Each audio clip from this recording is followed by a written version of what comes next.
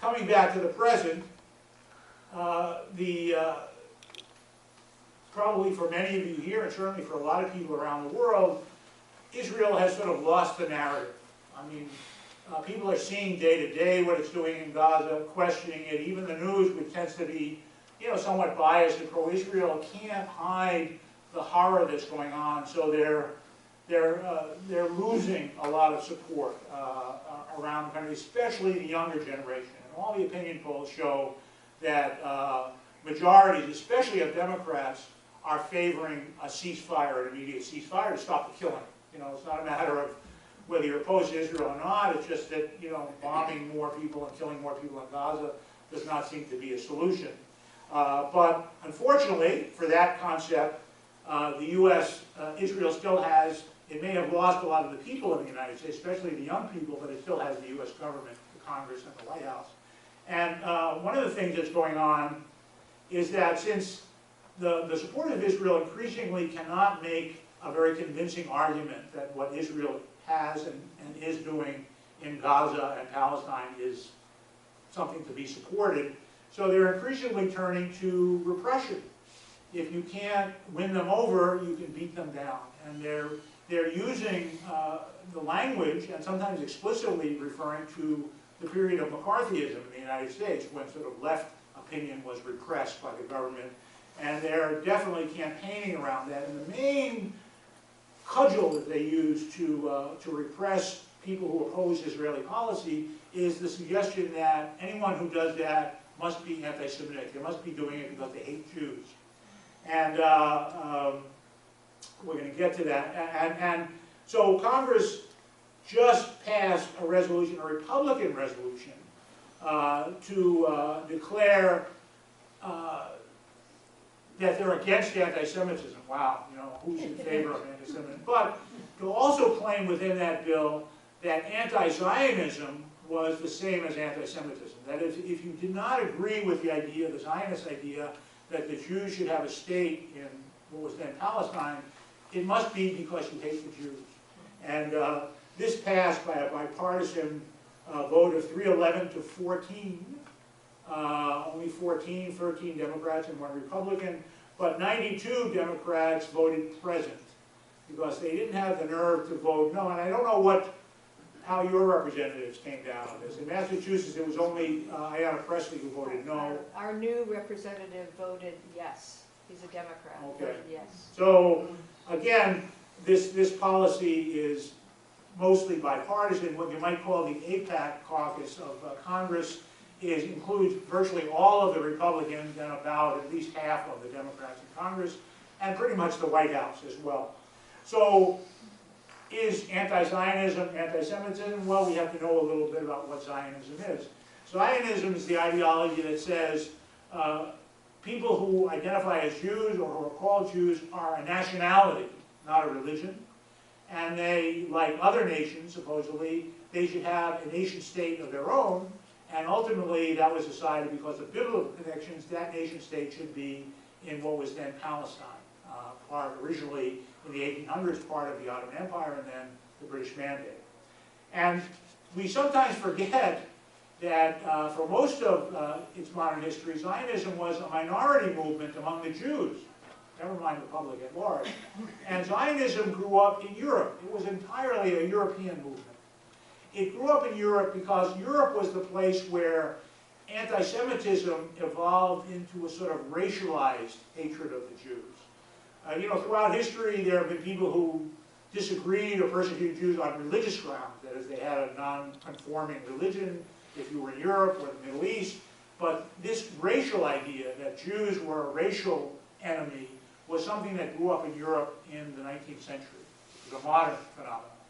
Prior to that, you may know, Jews sometimes converted to Islam or Christianity, and they had no, there was no issue with that. There were Jewish-born people who became bishops in Europe and high officials in the Ottoman Empire and other Arab regimes. But the idea that Jews were a nation that was alien and should be persecuted, that was new. And the Zionists, who were mostly secular Jews and entirely in Europe, drew the conclusion that said, well, you're right. We are an alien people in Europe, and we should find a homeland someplace else. That's the fundamental thing of Zionism. And it was, again, I want to emphasize, it was invented and promulgated in Europe. The people, if you see in the upper left, were typical Zionists in Europe. They were in Germany, Austria, Poland, then Russia. They spoke as their native language either Yiddish or German, if they were more educated, more upper class in Germany and Austria. And if you look at the Arab Jews and Persian Jews at the bottom, there were hundreds of thousands of Jews who lived in what became Iraq, Iran, Morocco, Algeria. Zionism was not a movement in any of those places going back to the 19th century and early 20th century. So it was a European movement, and as a European movement, it adopted this sort of framework of colonialism. That is, from the point of view of the Zionists, the people who lived in Palestine, you know, the overall majority were the natives, and therefore they didn't count for very much and could be colonized. And again, I want to emphasize that this idea was a minority movement until very recently, even among Jews. So the mainstream of Jews in the United States and Europe took the view that the Jews were a religious minority and they should get full rights and assimilate to whatever countries they lived in. And I should point out, by the way, the only cabinet member in the British cabinet that opposed the Balfour Declaration was its only Jewish member, who said that if they passed this idea that the Jews were the nationality that belonged someplace else, what about me? I was born here and I'm a member of Parliament. You're threatening my status as a British subject. And that was why a little clause was added to the Balfour Declaration. It says, no, don't worry, if you want to stay here, you can stay. So the mainstream of American Jewishness was not Zionist until certainly through the 40s and most of the 50s. On the left, in the Soviet Union and other left movements around the world, again, the view was Jews were a religious minority where they lived, and they should struggle for full equality and equal rights wherever they lived. So, and of course, there was a very vocal and large minority among observant Jews who were also anti-Zionist. Some of the Hasidic sects, especially the Satmars, which is tens of thousands of people, both in the United States and in Israel, are vehemently anti-Zionist. And one branch of them, which is called Neturei, not only anti-Zionist, they campaign, they're pro-Palestinian. So by this legislation that was passed in Congress, all of those people are anti-Semitic. They all, including these guys, who it'd be hard to imagine someone who was more Jewish practicing than these guys. They're all anti-Semites because they oppose Zionism. And I want to remind you that Theodor Herzl, a secular atheist Austrian Jew who was the founding father of Zionism in Europe, he was partly responding to, as a journalist, observing the Dreyfus trials in France, and that had a strong effect on him. He wrote a famous book, The Jewish State, which had this sort of somewhat chilling subtitle, A Modern Solution to the Jewish Question in Europe, which took on a different tone. And when he was seeing that Zionism was not making much progress among the Jews, he wrote in his diary that said, our allies are going to be the anti-Semites and the anti-Semitic countries. Why? Because they agree with us that the Jews should go out of their countries and go someplace else. And that's been true, by the way, it's true today, and been true ever since. Balfour, of course, was personally anti-Semitic. And one of the greatest champions in the United States of the State of Israel, John Hagee, is a fanatical evangelical Christian who believed forcing the Jews all to go back to the Holy Land is the prelude to the second coming of Christ and the end of times, where the Jews that don't convert to Christianity will all be burned. So he spoke, he was one of the key speakers at this pro-Israel rally in Washington a few weeks ago. So the British Mandate of Palestine was ratified and adopted by the League of Nations in 1922, and it basically took over the language from the Balfour Declaration, but was a little more specific. So the purpose of the mandate was to prepare the Palestine, in this case, but there were other mandates in Iraq and Syria and so on, prepare the country for freedom and to secure the establishment of the Jewish national home, the development of self-governing institutions, and safeguarding the civil and religious rights of all the inhabitants of Palestine. Well, of course, this was impossible. You couldn't have democracy in Palestine when the majority were opposed to the mission of the mandate to create a Jewish national home there. So democracy would have to wait. The idea was that if the Zionists were successful in organizing large-scale immigration of Jews into Palestine, eventually they might be a majority, and then you could have democracy, because the majority would be favoring the creation of a Jewish state. And of course, that never worked out. The main reason was most Jews were not Zionists, and even when they were being oppressed where they lived, especially in the Russian Empire, which included the present-day Poland, the Baltic states, Ukraine, and Russia, they wanted to get out. They didn't want to go to Palestine. They wanted to go to the United States, first of all, but also Britain, South America, South Africa, and so on. And very few of them were Zionists or had any desire to go to Palestine. And that remained true even with the rise of the Nazis, when they were literally under immediate threat in Europe. Even then, only a tiny minority of the Jews from Europe wanted to go to Palestine.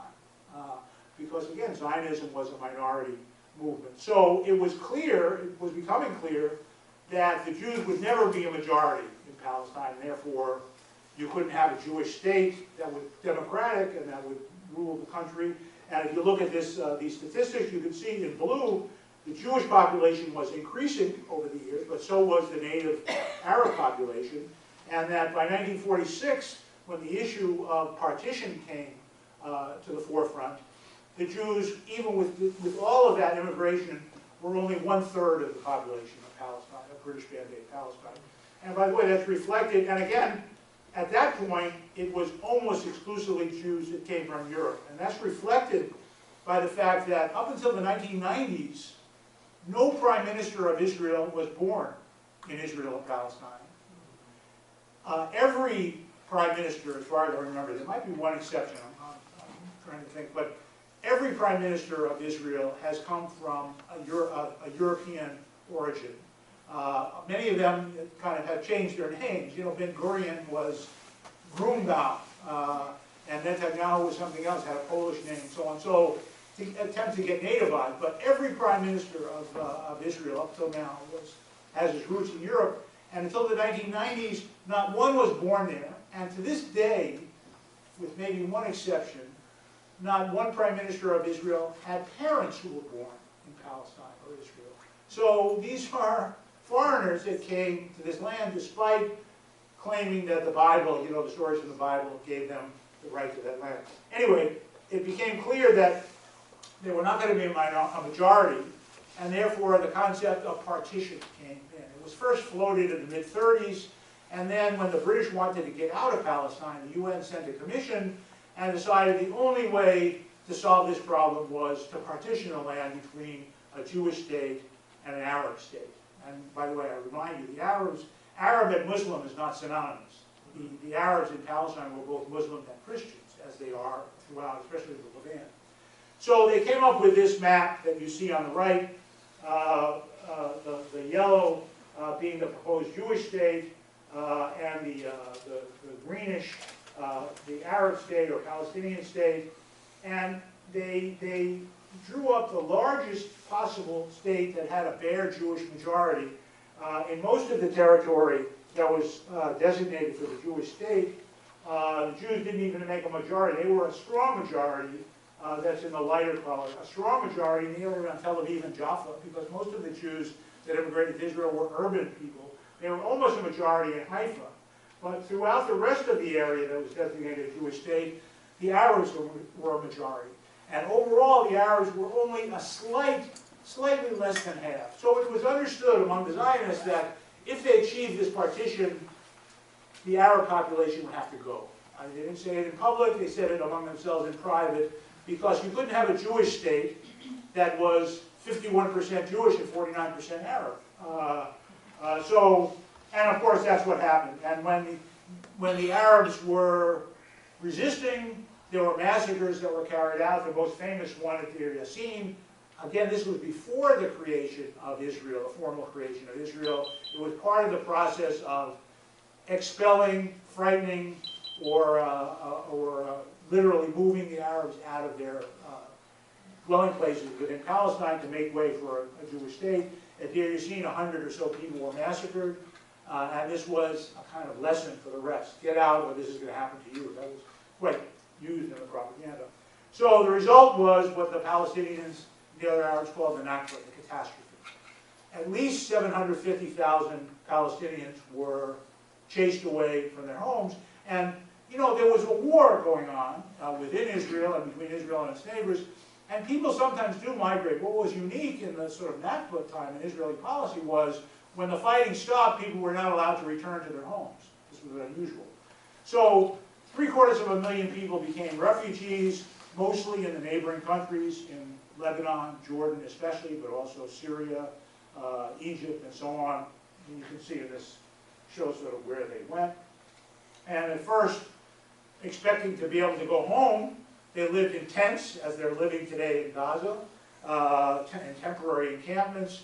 When they tried to go home, people were shot. They were called infiltrators, and they were, you know, even when they tried to go home to their own villages, singly or in small numbers, they were threatened and sometimes actually shot. So what started out as temporary encampments became permanent. And you can see on the right, this is a view of the Shatila refugee camp in Beirut in the mid-50s and afterwards. And what was originally Israel grew. So this yellow was the partition, the area that was supposed to be the Jewish state. In the fighting against the Palestinians and their neighbors, Israel actually expanded into these areas that are shown in red, got bigger, not smaller. And eventually, after 1967, of course, conquered the whole territory of what we call Palestine, that's what you see on the right. And in the process, 400 or 500 Palestinian settlements and villages were wiped out. And you see those dots on that map.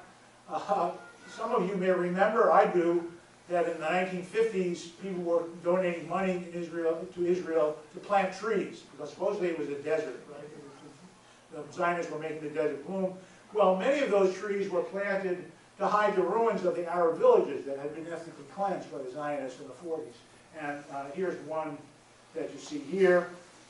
Here's another. Sometimes the villages were destroyed, sometimes occupied or reused. This is one in Galilee where the mosque was turned into a restaurant.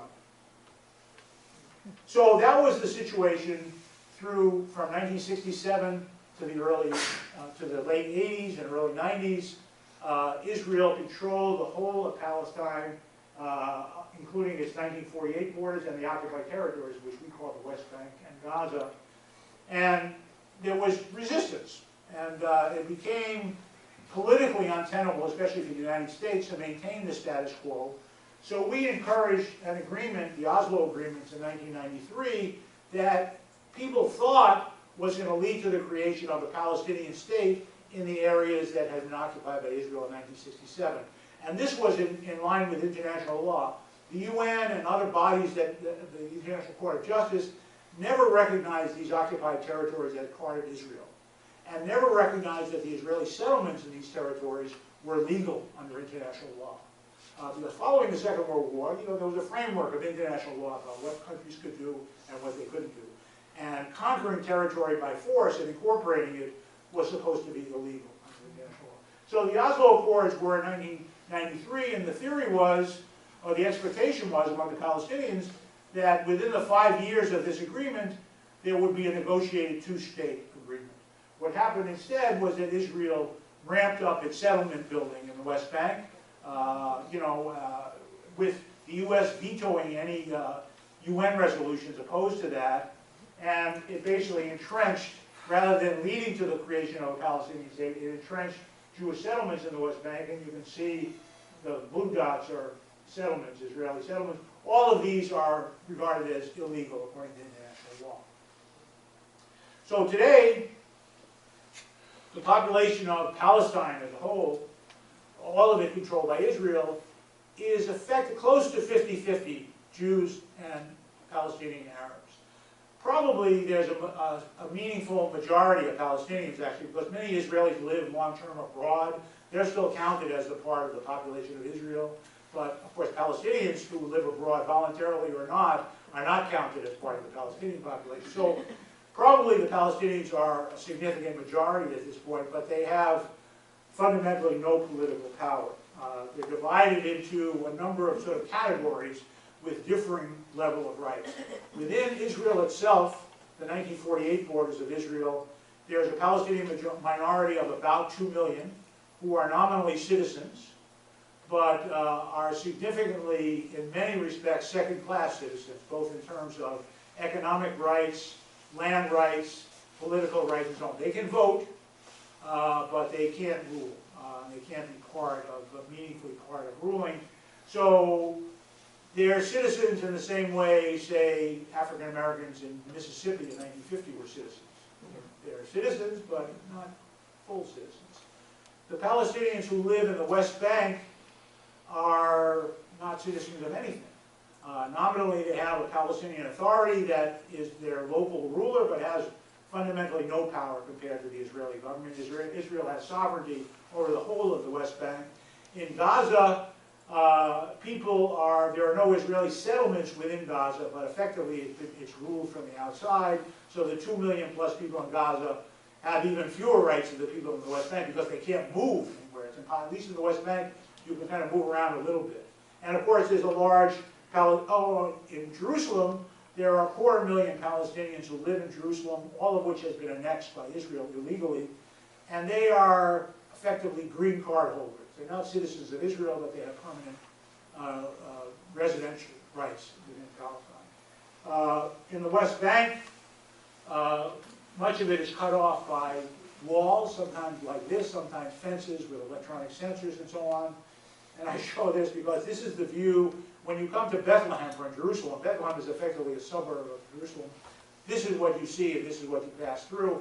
And when I was there for the first time, the Israelis, lacking much of a sense of irony, had this big poster of peace be unto you in front of this medieval wall. Within the West Bank, there are military checkpoints and barriers not only separating the West Bank from Israel proper, but cutting up the West Bank so that when you travel from one part of the West Bank to another, it's often closed or you have to pass through a military checkpoint, for instance, going from Ramallah to Nablus or Khalil, Hebron, as you call it.